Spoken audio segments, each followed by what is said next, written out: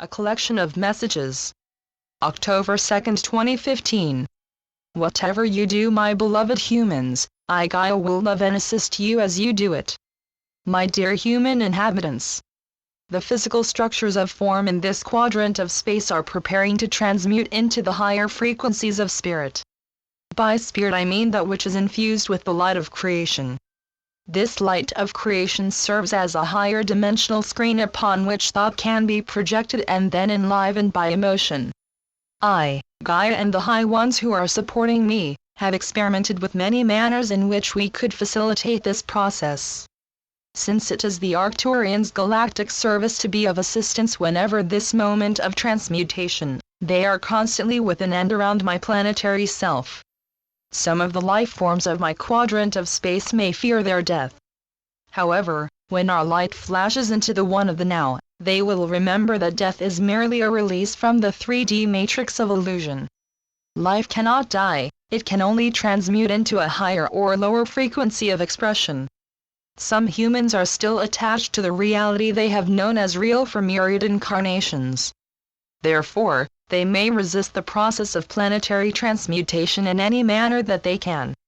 It is this power of resistance that creates a waver in the energy field of transmutation to stall the event in a manner that can create frozen moments of lower frequencies in the 3D matrix. Those who cannot release their fear-based reality will resist the process of transmutation, and will believe that their reality is destructing. On the other hand, those who choose the path of unconditional love will perceive that a new reality is constructing. I, Gaia, wish to share many of my communications with you in this small book. I want you to remember that I have loved and supported you throughout your entire process of transmutation, just as you have been with me. Beloved Ascending Ones, we are a team. In fact, we are the Ascension team. Together, we will perceive islands of transmutation that expand as more and more of my inhabitants transmute back into their true multidimensional expressions. Let us join together within my messages to you all. Dear people of my body. Dear ones, I am Gaia. I am joyous to communicate with you, the people of my body. I am very grateful for the connection made from my heart, to your heart, to the heart of the sun, then to the heart of the great central sun. Our entire galaxy is preparing for ascension into the higher dimensions. Unfortunately, Earth is one of the challenge points, because we are one of the few planets that still have life in the first through third dimensions. It is the shift from the third-fourth dimension into the fifth dimension, which is such a shock to my physical inhabitants. This shift is especially difficult, as many of my people no longer feel united with me, their planet. Do you remember how you were united with the Great Mother when you were priests and priestesses in my temples? In your modern day, my people seldom bond with me, or even believe that I am alive. However, you, the members of my planetary ascension team, have been ever faithful in your commitment to our planet. Multidimensional communication. All of my first and second dimensional creatures shall ascend with me because they are in complete unity with my consciousness. Hence, they shall remain attached to me as I make the transition. These creatures neither seek to possess objects nor to gain power over others. Therefore, they have no need to clutch onto a reality that is becoming extinct. In fact, many of the extinct plants and animals have actually preceded humanity into my new, higher dimensional Earth. If you humans could learn from the first and second dimensional components of yourself, it would be easier for you to assist me and yourselves in the transformation of our biological matter, cellular structure, and DNA. I wish to remind you that you have access to all of my multidimensional kingdoms through your own human form. You can learn to communicate with these inner dimensions of your body by appreciating them on my body, Earth, and in my aura. For example, my first dimensional kingdom of crystals, rocks, mountains, lakes, rivers, oceans, rain, wind, sky, etc. can be communicated with by enjoying and appreciating the great beauty of my nature. My second dimensional kingdom of plants, trees, insects, fish, and many members of the animal kingdom, can also be merged with through hearing, appreciating and surrendering to the call of nature. My third-dimensional kingdom of humans, and more evolved animals, can be communicated with through thought, emotion, reasoning, creativity, and symbolic or verbal language. My fourth-dimensional kingdom is the realm of dreams, meditation, magic, creative bliss, dancing, singing, playing, listening to music, having fun, excitement and creativity, and communicating via empathy and telepathy with elemental worlds. You can further experience the fourth dimension by traveling in your astral body to my wonderful kingdom of fairy. My fifth-dimensional world can be communicated with through surrender, calm, peace, centeredness, unconditional love, and multidimensional merging with higher dimensional life forms, as well as higher frequency aspects of yourself. My fifth-dimensional world is the vibration from whence I came and to which I shall return. However, my fifth-dimensional Earth will be greatly transformed as we return to, and simultaneously create, new star Earth. By allowing our consciousness to be temporarily confined by the 3D matrix, albeit through many eons of 3D time, we have transformed ourselves enough to create that to which we are returning. Do not try to understand this concept. Instead, allow the meaning to be revealed to you as calmly as the morning sun rises across the waters. Patience. I remind you again to be patient, for time, as you know it, is ending. You have prepared for this moment in many, many lives. You were among the ones who first reduced the spin of the molecules of light. Hence, you are among the first to amplify it. However, remember that there is no time, as time is particular to the third dimension. As the dimensions shift, so does time. Therefore, there is no need to be impatient. All is proceeding according to a clock which is beyond your third-dimensional conception. Allow the process to continue, and maintain the balance of inner peace as often as you can. Call to me, Gaia, and I shall assist you. Remember, my ones, you do not create your light body. You reveal it. You thrust aside the illusions of separation and limitation and decide to stop playing the 3D game. Then slowly, as you remember your multidimensional self, layer by layer, you will feel a release of tension, a diminishing of anxiety, and an abundance of lightness. Re-emergence of the goddess. Unconditionally love your physical body. Whether you are currently incarnated in a male or female body today, I ask you, once again, to remember your lives in which you served me as priests and priestesses. When you were a priest or priestess serving the goddess, the human body was a sacred temple. Your shape and form were not determined by those outside of you, or by a patriarchal world intent on diminishing women. The goddess has always worn many forms, and finds all of them beautiful. Some of her trees are tall and thin, while others are short and broad. However, all are meant to serve the purpose that is consistent with their shape. Each of my priests and priestesses has an innate shape that best serves their purpose. My priestesses do not have to capture men with their body. Therefore, they needn't be driven to love their body only when it is considered beautiful by men. Your society has trained many women that they are without worth if they do not look like the few. This fallacy greatly diminishes the very female power that we are now wishing to restore. I also suffered this prejudice towards my priestesses. Some of my land and creatures have been deemed not worthy and have been destroyed, abandoned, or polluted. I love all that which holds form within my consciousness, as much as I love the spirit which ignites that form into life. The mystical marriage. As the goddess energy is revitalized on my planet, masculine and feminine polarities will merge in the mystical marriage. Then women will feel their inner male and men will feel their inner female.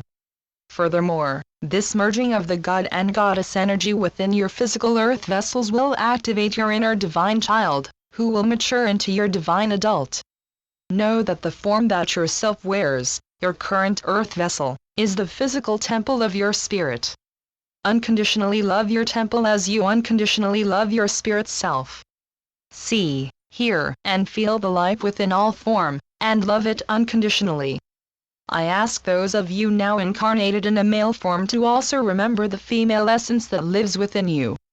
In that manner, you can again honor the goddess without feeling that you are somehow compromising yourself. As both priests and priestesses return to light body, the mystical marriage of male and female will merge your gender polarities into the oneness of the higher worlds. Clock setters. You, my dear people who have awakened to your unity with all life, know that I, Gaia, am alive.